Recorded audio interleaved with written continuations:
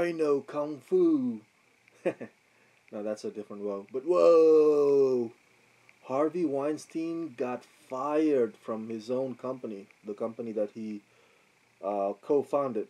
Pretty much put his faith and investment in, um,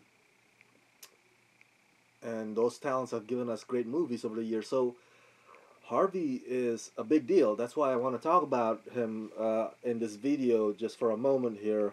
I'm gonna read to you from Variety article from today, and I quote: Harvey Weinstein has been fired from the independent film company he co-founded and catapulted to Oscar glory, felled by a mushrooming sexual harassment scandal that has hobbled his status as a media mogul and left his future in Hollywood in jeopardy. So what's going to happen is that the company, the Weinstein company, um, will go to the hands of Harvey's brother, Bob Weinstein, and the chief operating officer, David Glasser. Um,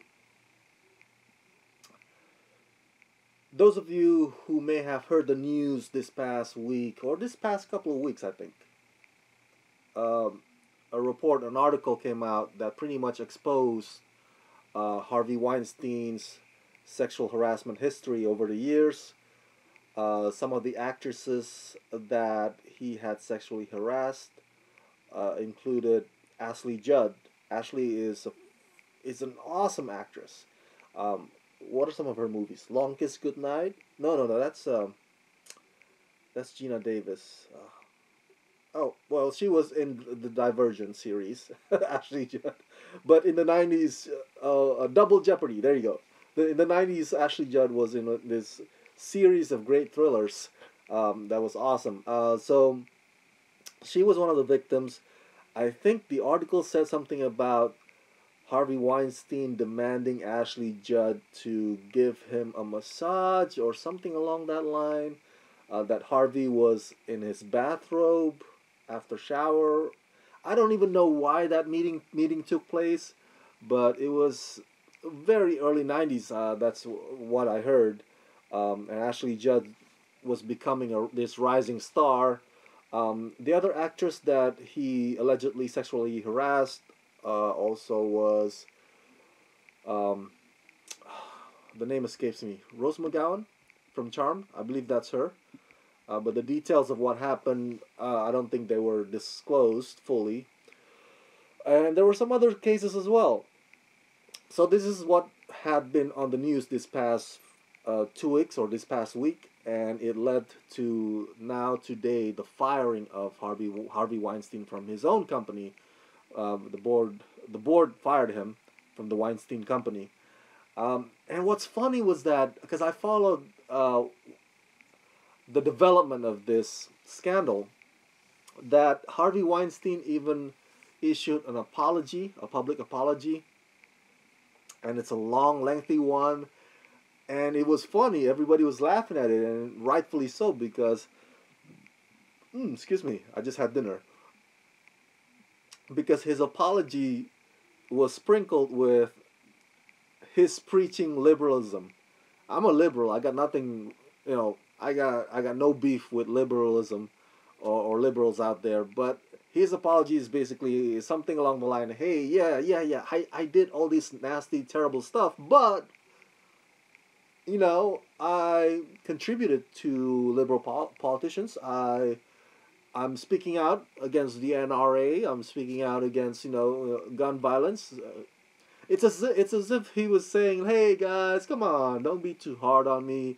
Sure, I'm a pervert, but all these other things that I've done, that should kind of counter it, right? That should kind of amend for what I did, right? That the apology sounds like that. It was so weak sauce, man.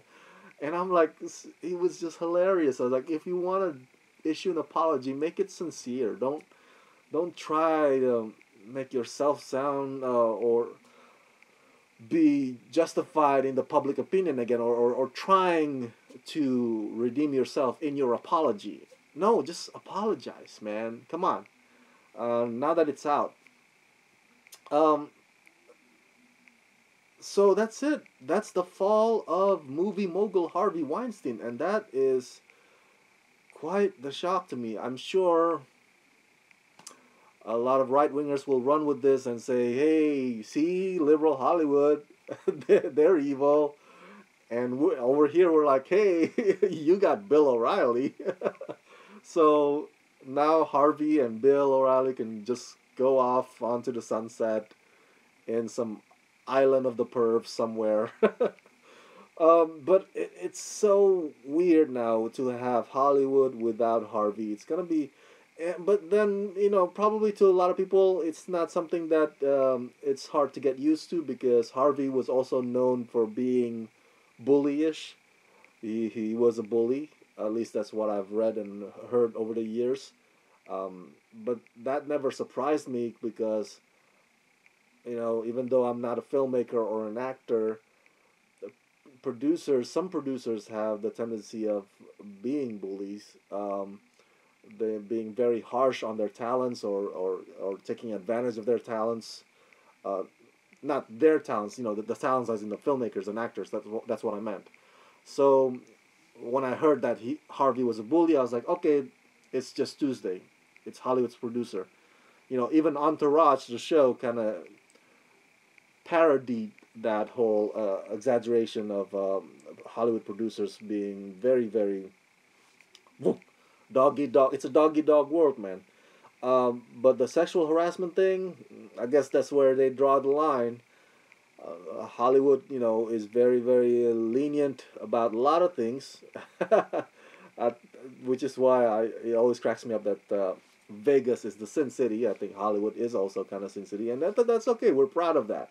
That My business is in Hollywood, um, but I guess that this is where they draw the line, and rightfully so.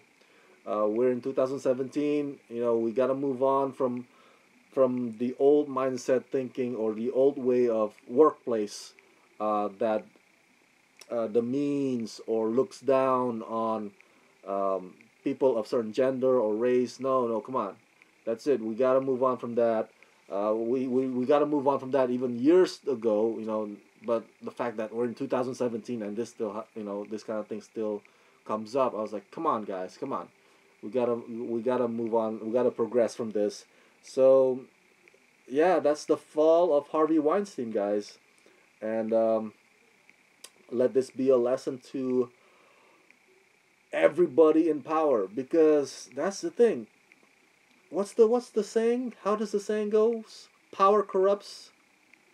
Uh, Let me look that up. Uh, so power corrupts the corrupt.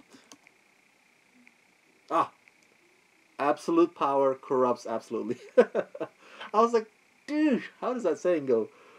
But anyway, it's human nature too. When when you get to the place of or a position of influence, sometimes that can get to you, man. That you kind of feel like everybody else is your subordinate, so everybody else is somebody you can just play or manipulate or use, and that's something you have to resist when you have reached a position of influence. You gotta, it sounds cheesy, but you gotta check yourself before you wreck yourself. Otherwise you gotta get fired from your own company. Okay. um, do not sexually harass anybody, um, on any setting, not just the workplace, in my opinion, on any setting. And to folks like Bill O'Reilly and Harvey, what, dude? Again, you are people of influence. Why do you have to sexually harass um, people who you're supposed to be professional with? Why do you have to, you know, I don't know, make a move on them or flirt with them, dude? I mean, you have money. Can't you just, I don't know, hire or escorts for the night, like the Girlfriend Experience series? Uh, I was like, dude, don't do it. Just don't do it. Whenever you have that thought in your head, uh, even if you may have the power to do it, just the optics is bad. Um, just because you can does not mean that you should. That's the lesson I take from the fall of Harvey Weinstein. Harvey Weinstein has fallen from grace. I wonder what Quentin Tarantino would say about this. I don't know if Tarantino has released a statement. He's the guy that has always been on kind of Harvey and Bob and the Weinstein Company side, and vice versa, since the Miramax days. So yeah, um, that would be an interesting question for a press to ask Quentin Tarantino or anybody that Harvey had worked with in the past or collaborated frequently. And but whether or not they would answer the questions, that's a different story. That's it. Those are my thoughts about Harvey Weinstein, and let's get back to the other stuff like Justice League and Marvel, and away from this scandal. Harvey, your days are gone. Go retire. Go somewhere into the sunset. Goodbye. Let's rock this.